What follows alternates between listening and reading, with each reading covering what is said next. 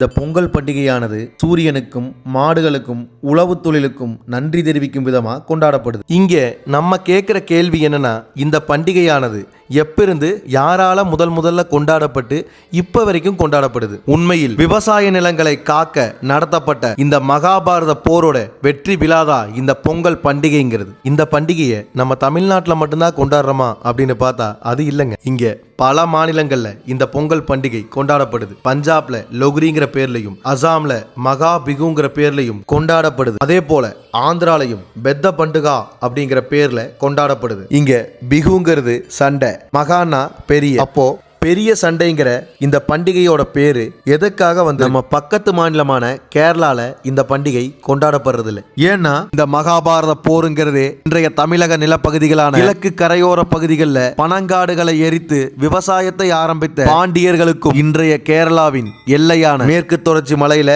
வேட்டையாடி வாழ்ந்த மலை குறவர்களுக்கும் இடையே வந்த போர் தான் இந்த மகாபாரத போர். இந்த போர்ல 101 மலைநாட்டு குறவ மன்னர்களும் பாண்டியர்களிடம் தோற்றனர். இந்த விவசாயத்தை நிலைநாட்டிய இந்த போரின் வெற்றி கொண்டாட்டம் தான் இன்னைக்கு நம்ம கொண்டாடிட்டு இருக்கிற இந்த பொங்கல் விழா. இந்த கொண்டாட்டத்தின் இறுதியில குறவ மன்னர்களும் குறவர்களுக்கு துணையா நின்ற படைகளும் பாண்டியர்களை கண்டு சமரசம் செய்து கொண்டார்கள். இந்த கண்டு சமரசம் செய்து கொள்ளும் நிகழ்வு தான் காணும் பொங்கல். இந்த முதல் நாள் போகிங்கிறது பழைய பனங்காடுகளை தீ வைத்து எரித்து புதிய விவசாய நிலங்களாக மாற்றுவதுதான் போகி.